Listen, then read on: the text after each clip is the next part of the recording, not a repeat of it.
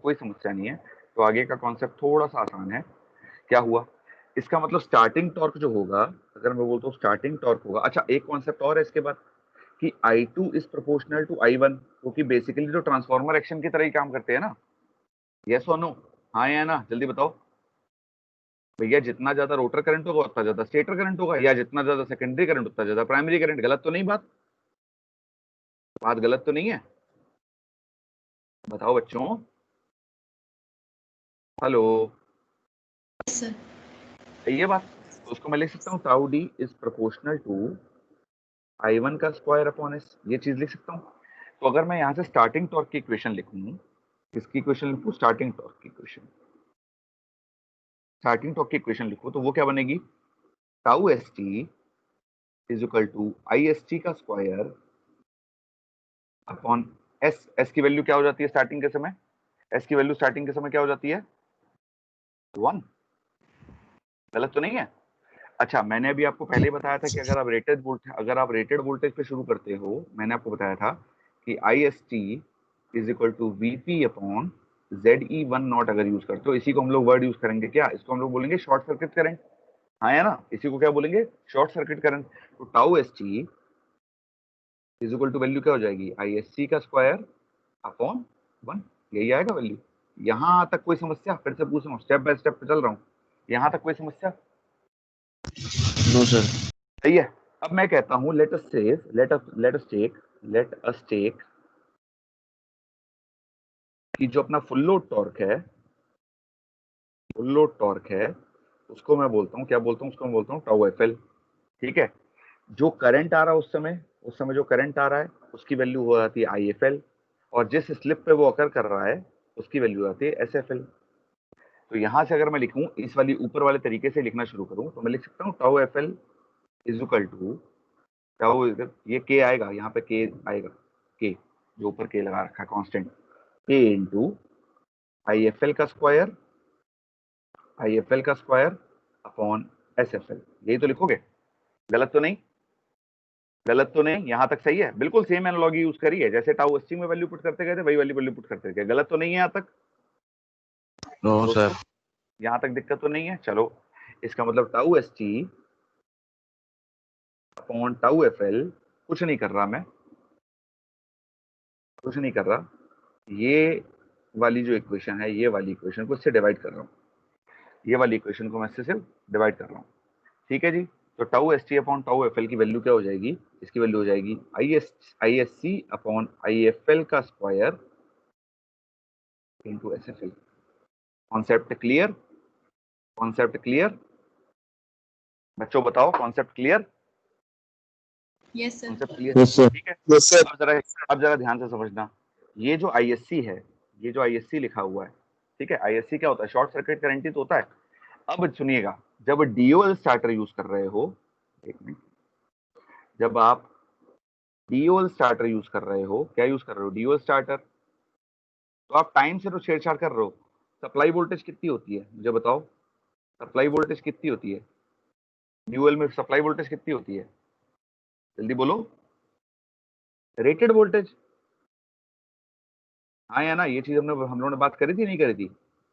तो जब ये देखो ऊपर लिखा भी था, यहाँ लिखा भी हुआ है कहीं मैंने कि डीओएल के अंदर जो बात होती है वो सारी की सारी रेटेड वोल्टेज में बात होती है। तो सिंपल सा इसका मतलब ये हो गया, डीओएल के केस में जो सप्लाई वोल्टेज आ रही है तो वो कौन सी है? Rated voltage. तो जो करंट आएगा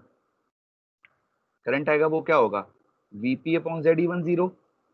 इसकी वैल्यू क्या हो जाती है? इसको हम लोग क्या बोलते हैं? इसको हम लोग बोलते हैं आईएससी। यही तो है शॉर्ट सर्किट करंट। हाँ या ना? गलत या सही? इसीलिए डीओएल का जो काम होगा, डीओएल का जो भी काम हो रहा है वो रेटेड वोल्टेज पे हो रहा है। मगर डीओएल के अंदर हम किससे छेड़छाड़ करते हैं? कौन बोलेगा? जल्दी बताओ। डीओएल के अंदर हम किससे छेड़छाड़ करते हैं?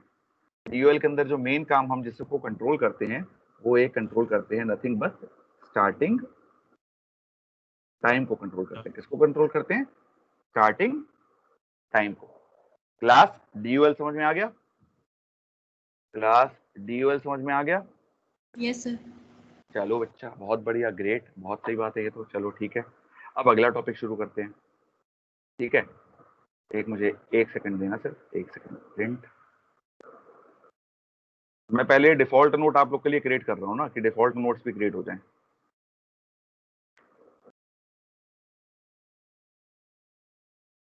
ओके, ड्यूअल स्टार्टर हो गया। अब ये होगा resistive starting.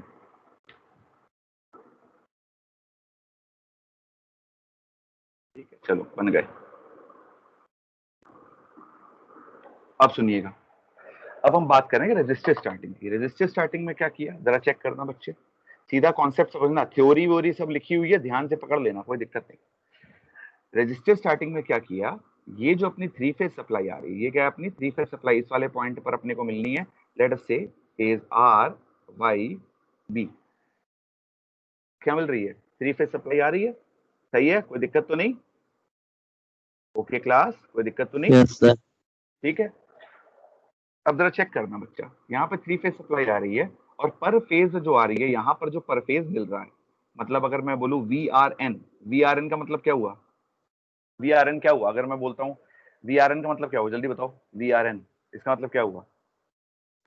We are N का मतलब हुआ voltage of phase R with respect to neutral. इसको क्या बोलते हैं बेटा, इसी को तो बोलते हैं वीपी, यही तो बोलते हैं, हाँ या ना, हाँ कि ना, जल्दी बताओ यार, इसी को क्या बोलेंगे, वीपी, यही तो होती है फेज वोल्टेज। अगर मैं इन दोनों के बीच की बात यस करूंगा, सर। अगर मैं इन दोनों फेजेस के बीच की वोल्टेज की बात करूंगा, तो वो फेज वोल्टेज थोड़ा ना होगी, वो कौन सी वोल्टेज होगी, लाइन वोल्टेज। गलत तो नहीं बच्चा, कॉन्सेप्ट समझ में आ गया बात? मैं बड़ा सिंपल सा वर्ड यूज कर रहा हूं कि हर फेज की वोल्टेज अभी भी रेटेड वोल्टेज है, वीपी क्या है अपनी रेटेड वोल्टेज।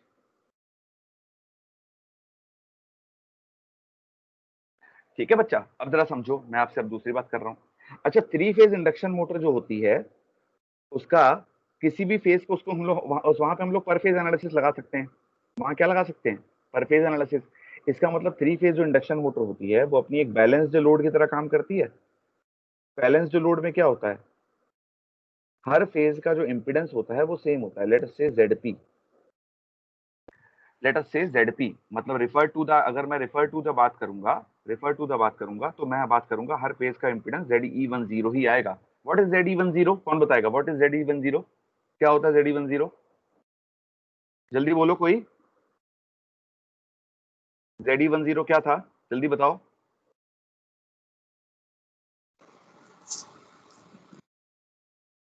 आलोक, गोला, गोला बोलना, अभिषेक गोला बोलना जरा, क्या होता है ZE10, क्या होता है ZE10, क्या था? सर वो स्टेटर का इम्पीडेंस था। सर इम्पिडेंस था रोटर का।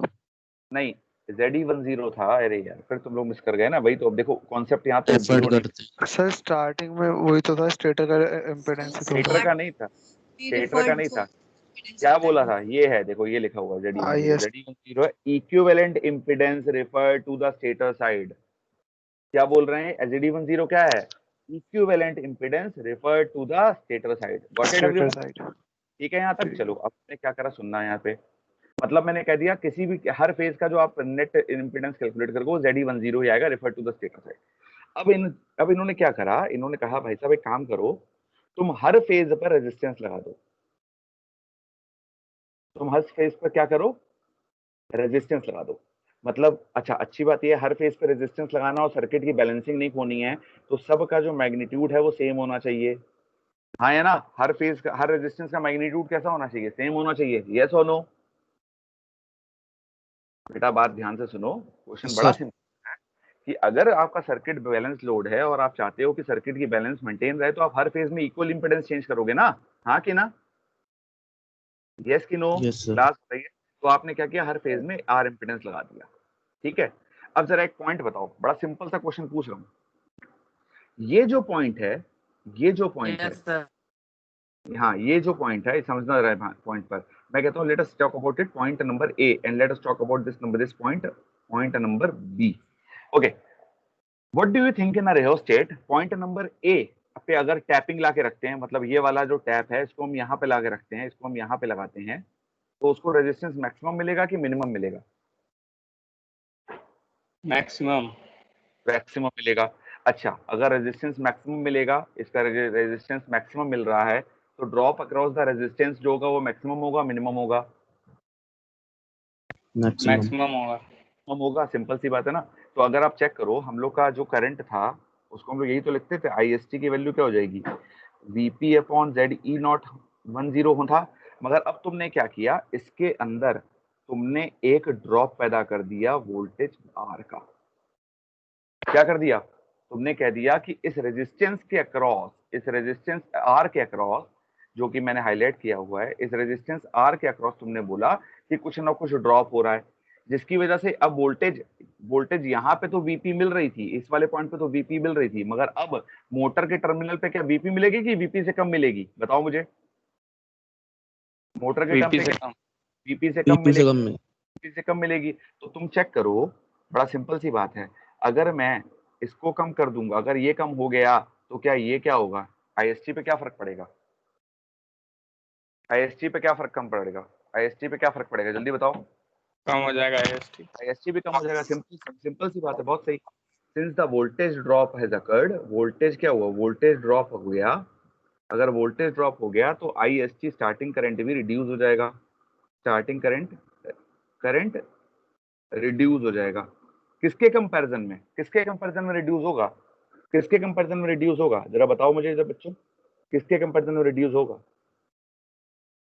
इनिशियल कंडीशन क्या थी, इनिशियल कंडीशन थी IST इज इक्वल टू, जो हम लोग मान के चलते, अगर डायरेक्ट स्टार्टिंग करते हो तो VP अपॉन ZE10, ये अगर डायरेक्ट स्टार्टिंग कर रहे हो तो इसको क्या बोल रहे हैं, डायरेक्ट स्टार्टिंग कर रहे हो तो VP अपॉन Z, इसको एक करंट बोलते हैं हम लोग, क्या बोलते थे, इसको ISC बोलते थे। अब रेजिस्टिव स्टार्टिंग कर रहे हो तो, रेजिस्टिव स्टार्टिंग कर रहे हो तो जो स्टार्टिंग करंट अब आएगा उसकी वैल्यू क्या हो जाएगी, VP, इसकी वैल्यू क्या हो जाएगी, VP minus VR upon ZE10, यही तो हो जाएगा। इंपेडेंस पे तो कोई छेड़ नहीं आया ना, इंपेडेंस पे तो कोई छोड़ नहीं आया, सिर्फ वोल्टेज कम करी। अब जरा ध्यान से बच्चे बात समझना, इसको ध्यान से समझना। अगर रिड्यूस हो गया, इसका मतलब सिंपल सी बात है, in case of resistive starting, in case of resistive starting the current is less than ISC। गलत की सही, मुझे बताओ जल्दी से। In case of resistive starting the starting current is less than ISC, गलत बात की सही बात, यस जल्दी सर, बताओ। सही बात है, पक्की बात, कोई दिक्कत तो नहीं, पक्की बात, कोई गलत तो नहीं। अब मैंने क्या करा, धीरे धीरे धीरे, अब मैंने धीरे धीरे टैपिंग को A पॉइंट से लेकर B पॉइंट की तरफ शिफ्ट करता चला गया। अच्छा, B पॉइंट पर वोल्टेज क्या होगा, वोल्टेज ड्रॉप क्या हो जाएगा, B पॉइंट पर voltage drop across the resistance कितना हो जाएगा, मिनिमम हो जाएगा, जीरो हो जाएगा ना, VP के बराबर ही हो जाएगा। तो VP के बराबर हो जाएगा। तो सिंपल सी बात है, इसको ध्यान से समझना। एट पॉइंट A, क्या लिख रहा हूं, एट पॉइंट A, तो वो जो वोल्टेज मिल रही है that is equal to VP minus VR, और एट पॉइंट B तो क्या हो जाएगा, V is equal to VP। अब जरा बात ध्यान से समझना, तो करते क्या है बच्चे, करते क्या है, हम लोग A पॉइंट पर टैपिंग रख के मोटर को शुरू करते हैं। क्या करते हैं, A पॉइंट पर टैपिंग करके मोटर को शुरू करते हैं। समझ में आ गई यहां तक बात, यहां तक बात समझ में आ गई। A पॉइंट पर टैपिंग करके मोटर को शुरू, इसीलिए इस वाले पॉइंट को बोलते हैं हम स्टार्ट पॉइंट। चेक करो, इसलिए इस पॉइंट को क्या बोलते हैं, स्टार्ट पॉइंट। और एक बार अब करंट कम हो जाएगा कि नहीं हो जाएगा, करंट कम हो जाएगा कि नहीं हो जाएगा, जल्दी बताओ, करंट कम हो जाएगा कि नहीं हो जाएगा, जल्दी बताओ। सही है, अब करंट कम हो गया, उसके बाद धीरे धीरे धीरे धीरे धीरे उसको रेजिस्टेंस को A पॉइंट से B की तरफ लाते हैं, और B पॉइंट जहां पर रेजिस्टेंस मिनिमम, उस वाले पॉइंट पर मोटर को चला के छोड़ देते हैं, उस वाले पॉइंट पर मोटर को चला के छोड़ देते हैं। इज इट ओके, यहां तक कोई दिक्कत तो नहीं बच्चों, यहां तक कोई दिक्कत तो नहीं, क्लियर, ठीक है, चलो अच्छा। मतलब यहाँ पर एक बात हमें समझ में आ गई, यहाँ पर हमें एक बात समझ में आ गई कि इन the case of resistive starting, sorry, in resistive starting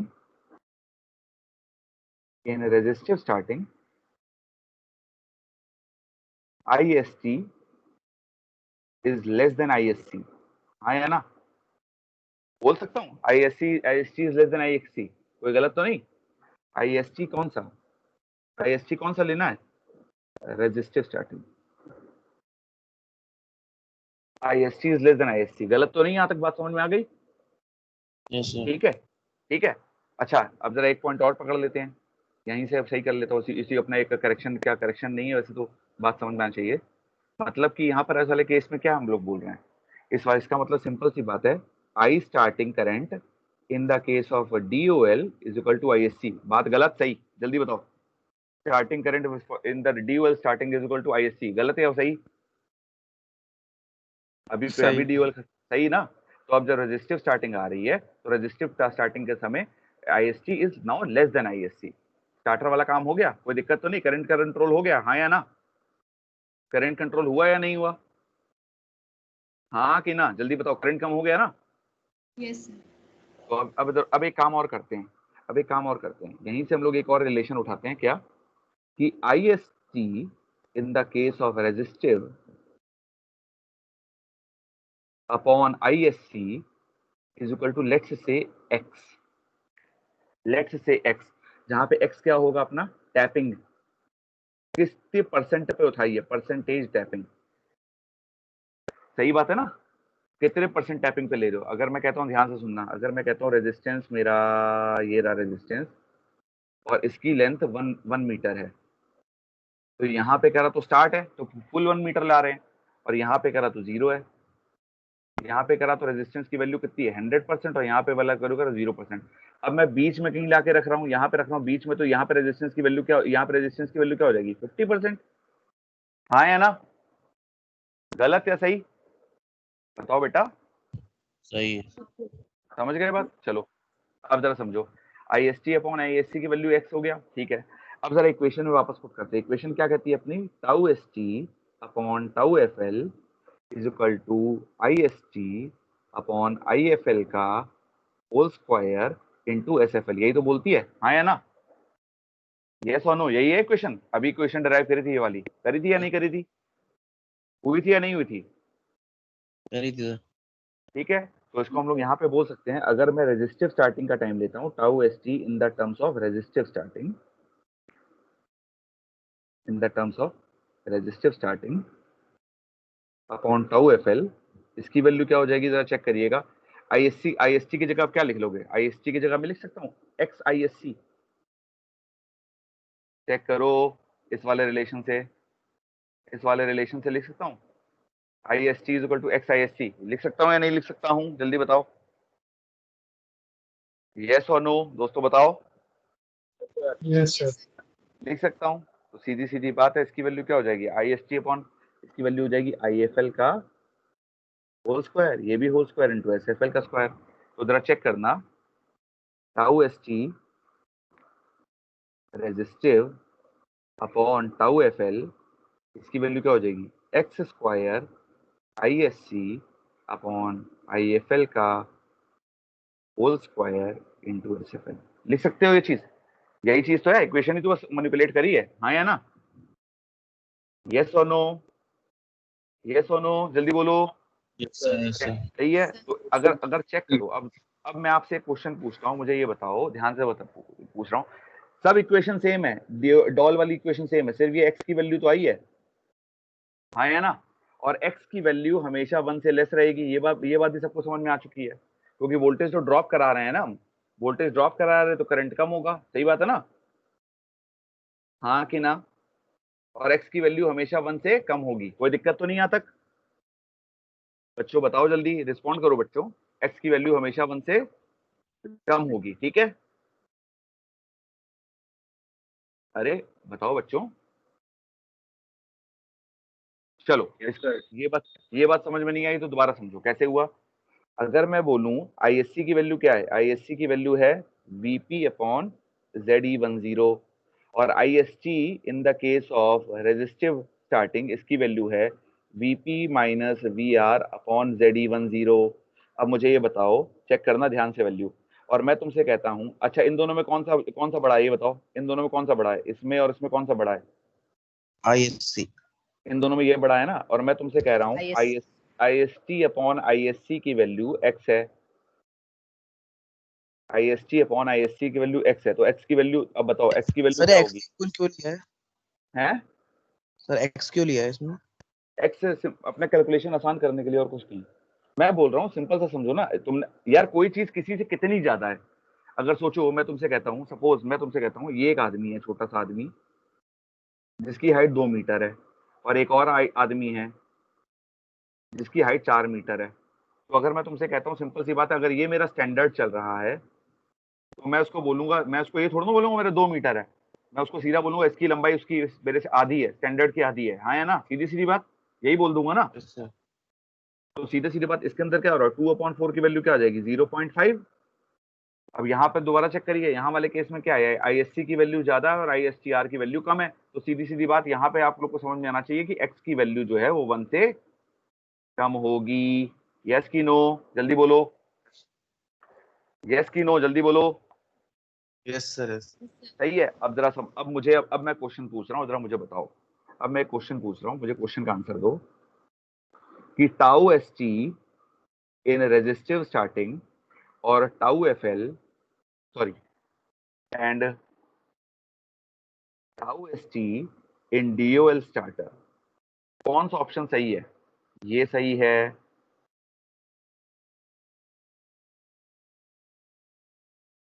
ये सही है,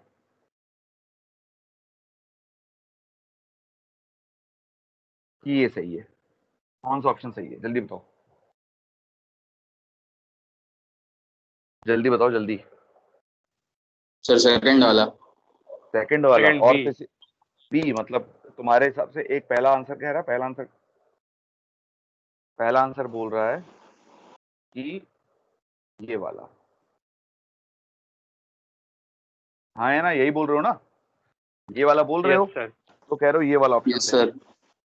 कितने लोग इस बात से एग्री करते हैं? कितने लोग इस बात से एग्री कर रहे हैं? आशना, यस सर। बताओ ऑप्शन सही है, ये गलत है? सही सही है। सही है। Yes Janmejay, Janmejay, yes sir. सही है ऑप्शन? सही है यस गलत? सर। क्या हुआ, सही है गलत है? सही है सर। सही है। सही जरा है। इसका एक प्रूफ हाँ। देख लेते हैं, इसका प्रूफ करके देखें जरा, चेक करो, अब इसका प्रूफ करते हैं। Tau ST resistive upon tau FL की जो वैल्यू आ रही है, that is coming out to be IX² ISC upon IFL का स्क्वायर इंटू SFL, यही तो आ रही है, हाँ या ना, यही है? आ रही है या नहीं आ रही है? जी सर। ठीक है, यही आ रही है। अगर ये टर्म याद हो, अगर ये टर्म याद हो, तो tau ST resistive upon tau FL, this is coming out to be X², ये आएगा tau ST DOL upon tau FL, यही होगा। चेक करो, यहीं पे तो निकाला था हम लोगों ने, अभी निकाला था, यहाँ देखो, ये देखो, ये डॉल वाले कंडीशन में निकाला है, बस यहाँ पर मैं मिस करना, ये सब मिस कर गया, यही चीज तो है। चेक करो, tau ST DOL upon tau yes FL sir. Equal to ISC, सही वही है। चेहरा चेक करो, यहाँ पे सही, यहाँ तक बात सही, ठीक है। इसका मतलब अगर आप चेक करो, इक्वेशन काटोगे, ये कटा तो ये कटा, तो सीधी सीधी बात है, tau resistive upon tau DOL is equal to X का स्क्वायर, हाँ या ना, इज इक्वल टू एक्स का स्क्वायर, सही है, गलत तो नहीं? No sir. और and very important thing is, X की वैल्यू है जो 1 से कम है। अगर मैं कहता हूं, चेक करिएगा, अगर मैं कहता हूं x is equal to 0.8, hello. हाँ बोलो बोलो, जल्दी बोलो। अगर मैं हेलो। कहता हूं, ये गोला, अगर हेलो। मैं कहता हूं, हेलो, यस हाँ सर। बताओ यस बोलो, सर। अगर मैं कहता हूं x की वैल्यू 0.8 लेके चल रहे हो, तो x² की वैल्यू क्या हो जाएगी, जल्दी बताओ, x² की वैल्यू क्या हो जाएगी 0.64। 0.64। इसका तो सिंपल सी बात है, हमेशा रहा तो 1 से नीचे ही ना, हाँ या ना, तो इसीलिए सिंपल सी बात है, यहाँ पे हम एक चीज डिराइव कर रहे हैं कि tau starting resistive is less in comparison to tau starting DOL। मैं हूँ तो सही बच्चा, क्यों ऐसा कर रहा है? ये तो होगा यार, अब क्या करें? क्या हो रहा है बेटा, बताओ क्या इशू है? हेलो, अच्छा बोलो ना, कोई इशू है तो बताओ, उमर साहब बताइए क्या इशू है,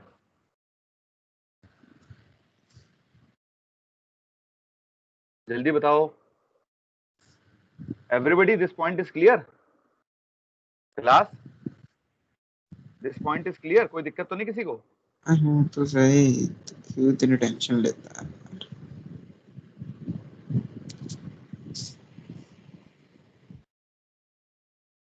हिमांशु तोमर, हिमांशु तोमर, हिमांशु तोमर,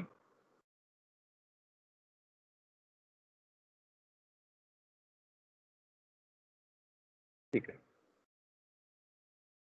ठीक है, सब लोग को समझ में आ गया ये कॉन्सेप्ट? सब लोग को ये कॉन्सेप्ट समझ में आया कि नहीं आया? सही है ना? आ गया, तो सिंपल सी बात है कि अगर आप रेजिस्टिव स्टार्टिंग करते हो तो जो आपको स्टार्टिंग टॉर्क मिलेगा वो रिड्यूस मिलेगा। Everybody okay with this point? Everybody okay with this point? Yes sir. Okay जी, अब मुझे ये बताओ इसके एडवांटेज और डिसएडवांटेज के बारे में बात करते हैं। डिसएडवांटेज के बारे में बात करो पहले, सिंपल है जो चीज। Late us talk about disadvantages. क्या डिसएडवांटेज होगा सिस्टम का, मुझे बताओ क्या डिसएडवांटेज होगा? ओके, जरा समझो। तुम कुछ नहीं कर रहे, तुमने रेजिस्टेंस इन द सिस्टम बढ़ाया, हाँ या ना? सिस्टम के अंदर रेजिस्टेंस इन्वॉल्व करे तो रेजिस्टेंस बढ़ा, हाँ या ना? रेजिस्टेंस बढ़ा Yes, तो sir. आई स्क्वायर आर बढ़ा कि नहीं बढ़ा? बढ़ गया।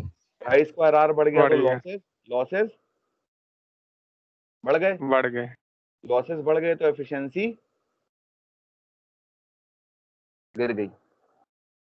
क्या करती है? एफिशिएंसी रिड्यूस हो गई। ठीक है, समझ में आ रही है बात बच्चों? बात समझ में आ रही है कि अगर आप Yes, sir. रेजिस्टेंस को इंक्रीज करोगे तो आई स्क्वायर आर बढ़ जाएगा, आई स्क्वायर आर बढ़ गया तो लॉसेस बढ़ गए, लॉसेस बढ़ गए तो एफिशिएंसी रिड्यूस हो जाएगी। अच्छा, अब अगला पॉइंट एक और, ये आई स्क्वायर आर किस फॉर्म में निकलता है? किस फॉर्म में निकलता है? किस फॉर्म में निकलता है? जल्दी बताओ। Heat loss. हीट के फॉर्म में। हीट के फॉर्म में। अगर हीट के हीट। फॉर्म, बिल्कुल सही, हीट के फॉर्म में निकलेगा। अगर हीट के फॉर्म में निकलता है तो तुम्हें कूलिंग अरेंजमेंट भी करने पड़ेंगे। तुम्हें क्या करने पड़ेंगे? कूलिंग अरेंजमेंट, हाँ या ना? ये बताओ सही सही। तुम्हें कूलिंग अरेंजमेंट भी तो करने पड़ेंगे कि मोटर ठंडी रहे, हाँ या ना? Yes sir. कूलिंग अरेंजमेंट अगर करने हैं तो सीधी सीधी बात है, तुम्हें एक चीज लगानी पड़ेगी, इसे हिंदी में बोलते हैं, क्या लगाना पड़ेगा? पैसा। पैसा। सिंपल सी बात है, सिंपल सी बात है। That means you have to increase the cost of installation. Your cost of installation will rise. Is it okay? Your cost of installation will जी, हो जाओ। ठीक है, तो your cost of installation will rise. Is it okay? तो आपके सामने दो disadvantage आ गए। पहला डिसएडवांटेज क्या आया? पहला डिसएडवांटेज तो ये आया कि सर रेजिस्टेंस इन्वॉल्व करोगे तो सिस्टम की एफिशिएंसी गिरती है। दूसरा, कॉस्ट ऑफ इंस्टॉलेशन बढ़ती है due to the cooling arrangement we have to do. Is it okay यहां तक? अभी तक यहां तक बात समझ में आ गई? चलो अब एडवांटेज भी पकड़ लेते हैं। और जरा एक काम करते हैं, इसका एडवांटेज भी पकड़ लेते हैं। ये दूसरा डिसएडवांटेज था वैसे, और जरा एडवांटेज भी पकड़ लेते हैं। एडवांटेज क्या है? एडवांटेज क्या है जरा समझो। ये पॉइंट है स्टार्ट और ये पॉइंट है रन। ठीक है, तुमने टैपिंग यहां करी, मोटर की स्पीड मिनिमम आई, तुमने फिर बढ़ाते गए, इधर इधर करते चले गए तो क्या हुआ? मोटर की स्पीड को क्या होती चलेगी? मोटर की स्पीड क्या होती जाएगी? जब तुम टैपिंग को इधर से लेकर इधर तक ले जा रहे हो, टैपिंग को ऐसे ले, जब ऐसे ले जा रहे हो, टैपिंग को ऐसे ले जा रहे हो, तो इसी प्रोपोर्शन में तो स्पीड बढ़ेगी। इसी प्रोपोर्शन में तो क्या बढ़ेगी? स्पीड। तो एडवांटेज ये है कि तुम स्पीड को भी कंट्रोल कर पा रहे हो। इसके अंदर क्या कर पा रहे हो? Speed control. क्या डीओएल में स्पीड कंट्रोल पॉसिबल था? क्या डीओएल में स्पीड कंट्रोल पॉसिबल था? नहीं था। क्यों? क्योंकि वहां तो सीधा तुम या तो ऑन कर रहे थे या तो ऑफ कर रहे थे। मगर यहाँ पर एक एडवांटेज बहुत बड़ा आया कि यहाँ पर तुम स्पीड कंट्रोल भी कर सकते हो। यहाँ तक दिक्कत सही खत्म? यहाँ तक दिक्कत खत्म? जी सर। ठीक, इसका मतलब मेथड तो अच्छा है। इसका मतलब ये मेथड तो अच्छा है। सही बात। इसका मतलब ये मेथड तो अच्छा है अगर तुम सिर्फ इस पॉइंट को एड्रेस कर ले जाओ। इसका मतलब ये मेथड तो अच्छा है अगर इस पॉइंट को एड्रेस कर ले। तो इसके लिए क्या करते हैं हम लोग? इसके लिए हम लोग क्या करते हैं समझिएगा। हमको कराना क्या है? हमको कराना है वोल्टेज ड्रॉप। क्या कराना है? वोल्टेज ड्रॉप, हाँ या ना? हमें कराना क्या है? Voltage drop. सही बात की गलत बात पहले बताओ, जल्दी बोलो। Yes sir. वोल्टेज ड्रॉप कराना है तो हम क्या कर रहे हैं? कह रहे हैं कि आप रेजिस्टेंस की जगह रिएक्टेंस यूज कर लो। क्या यूज कर लो? रिएक्टेंस। मतलब आपको सीधी सीधी बात मैं कह रहा हूं, आर की जगह आप एक्स यूज कर लो। अच्छा पॉइंट समझना बात पर, ये भी है और ये भी है। अगर इसमें भी आप इधर से इधर जाओगे तो इंडक्टेंस वेरी करेगा, इंडक्टेंस वेरी करेगा तो वोल्टेज ड्रॉप इसके अक्रॉस भी तो वेरी करेगा। यस कि नो? बताओ बच्चा, हाँ कि ना? भैया सीधी सीधी बात है, चेक करो। V is equal to L D I by D T, गलत तो नहीं है? VL is equal to L D I by D T, गलत तो नहीं? हाँ या ना? जल्दी बताओ। Yes sir. और जो इंडक्टेंस है वो दो फैक्टर पर डिपेंड करता है। वो किस किस फैक्टर पर डिपेंड करता है? एक फैक्टर होता है नंबर ऑफ टर्न्स और एक फैक्टर होता है लेंथ। यही तो दो फैक्टर्स होते हैं, नंबर ऑफ टर्न्स और लेंथ। तो सीधी सीधी बात है, अगर तुम लेंथ के टैपिंग से वेरी करोगे तो वो VL भी तो वेरी करेगा। यस और नो? हाँ कि ना? बात समझो, जल्दी बताओ, यस कि नो? Yes sir. सिंपल सी बात है। अगर और इससे एक फायदा भी होगा क्योंकि रिएक्टेंस के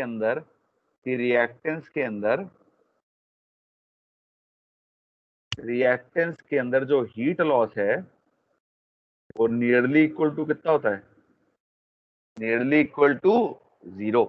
रिएक्टेंस के अंदर जो हीट लॉस होता है वो होता है नियरली इक्वल टू 0। तो अगर हीट लॉस की वैल्यू 0 हो गई तो सिस्टम की एफिशिएंसी वापस बढ़ जाएगी। हाँ या ना? बताओ मुझे, टॉपिक पूरा समझ में आया? जल्दी बताओ बच्चों, टॉपिक समझ में आया? बताइए class, I am waiting for the response. Yes sir. समझ में आ गया? ठीक है, तो this is the topic for the day.